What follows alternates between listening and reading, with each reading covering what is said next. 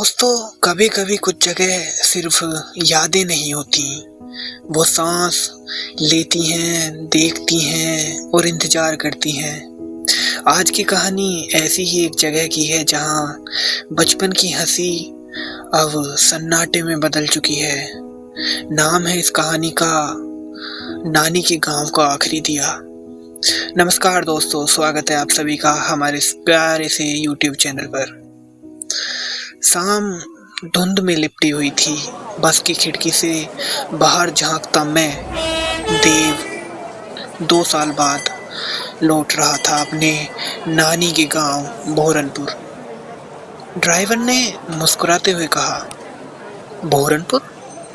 वहां रात में कोई नहीं रुकता बेटा, सब डरते हैं। मैंने हंसकर कहा, डर कैसा? वहां तो मेरी नानी रहती थी। पर उस हंसी में जाने क्यों थोड़ी कंपन थी।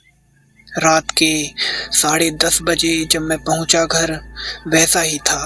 आंगन में तुलसी का चौरा, टूटी चारपाई और वो पुरानी दीवार घड़ी जो अब रुक चुकी थी। मैंने दिया जलाने की कोशिश की, पर हर बार हवा जैसे उसे जानबूझकर बुझा देती थी।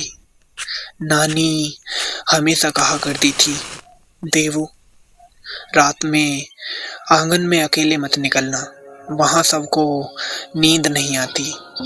तब मैं हंस देता था, पर आज वो हंसी लौट कर नहीं आई। 12 बजे के करीब होंगे, तभी सन्नाटा ऐसा कि अपनी सांसों की आवाज सुनाई दे रही थी। तभी बाहर से आई किसी के नंगे पांव चलने की आहट। कौन है? मैंने आवाज लगाई। कोई जवाब नहीं, सिर्फ दरवाजे पर हल्की सी खरोंच। कच। टॉर्च चलाई तो देखा मिट्टी में ताजे पांवों के निशान थे, छोटे और नंगे। नींद अब कहाँ आने वाली थी। मैं उठा और आंगन में चला गया। तुलसी के चौरे के पास वो दिया बुझा पड़ा था। तभी पीछे से एक आवाज आई, देवू, दिया बुझ गया बेटा, फिर जलाना मत। मेरे हाथ कांप गए। वो वही आवाज थी, नानी की। पलटा तो सिर्फ हवा थी, पर हवा में चमेली के फूलों की खुशबू तैर रही थी, वही जो नानी के बालों में बसती थी। जाने कैसे मैं घर से बाहर निकल पड़ा। वो रास्ता जो बचपन में नानी का हाथ पकड़कर तय करता था, अब वही मुझे अकेले बुला रहा था। मैं तालाब के किनारे पहुंचा, झुककर पानी में देखा, पर वहां मेरा चेहरा नहीं था। वहां किसी बूढ़ी औरत का चेहरा था। वही सफेद साड़ी, वही झुकी रीढ़ और होठ हिल रहे थे। कहा था ना, दिया फिर मत जलाना। मैं भागा पूरी ताकत से। पीछे से वही आवाज, देवू, देवू। जब घर पहुंचा तो देखा वो दिया जो बुझ चुका था अब खुद ब खुद जल रहा था। उसकी लो स्थिर थी, जैसे किसी की आंखें मुझे देख रही थीं। सुबह गांव के पंडित जी आए, बोले, तेरी नानी ने जाते जाते कहा था, जब मेरा देवू लौटे तब तक दिया बुझने मत देना।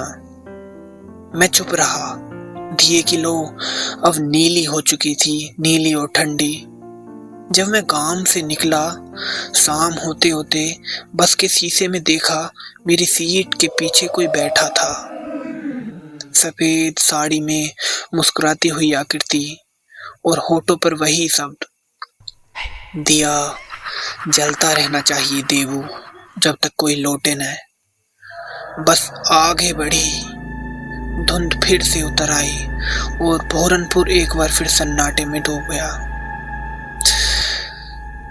कभी कभी दोस्तों, रिश्ते खत्म नहीं होते, बस एक रूप बदलकर रोशनी बन जाते हैं। शायद वो दिया आज भी जल रहा है। तो कैसी लगी आपको ये कहानी? दोस्तों, अगर आपको ये कहानी पसंद आई तो आप चैनल को सब्सक्राइब करें और बेल आइकन दबाना ना भूलें और एक प्यारी सी कमेंट ज़रूर छोड़ें। जय हिंद।